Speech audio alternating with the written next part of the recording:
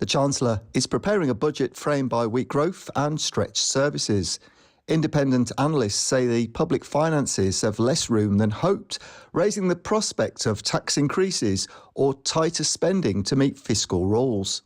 There's an old maxim, there's only two things in life you can sort of guarantee or be certain of: death and taxes. Now, of course, the reality is that we keep hearing about the so-called black hole and sort of the problems that sort of Rachel Reeves has, and that she's going to have to somehow fill them. Now, it's a question of sort of the semantics of this.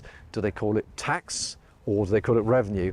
Ultimately, we're all going to pay more, whether it's a sort of an increase to sort of the VAT rate, which has been sort of mooted.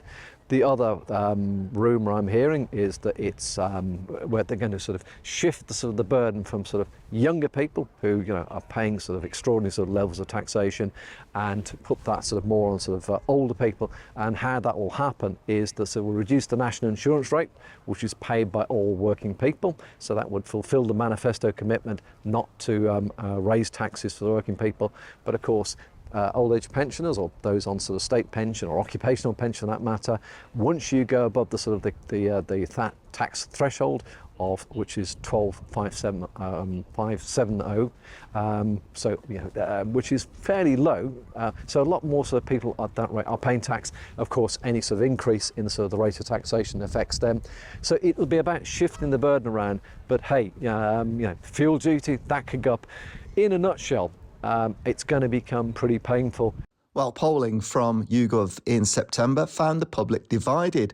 Roughly 1/3 prioritised avoiding cuts to services, even if that meant higher taxes or borrowing. Around 3 in 10 preferred avoiding tax rises, even if that meant cutting spending. The optics of this is that this is a government that came in promising to make people feel better off. I don't think they're going to sort of feel much better off when there's more money coming out of sort of their weekly sort of income, whether it be sort of through wages or pensions contribution, or whatever they get rather from the sort of their pensions. It's not going to make people feel good. And of course, we're talking about sort of an autumn statement, the budget in effect, which is about 4 weeks or so before Christmas. So you're taking money out of people's pocket, although some of these tax rises may not sort of go until sort of next spring perhaps, but psychologically people are going to feel poorer coming up to Christmas.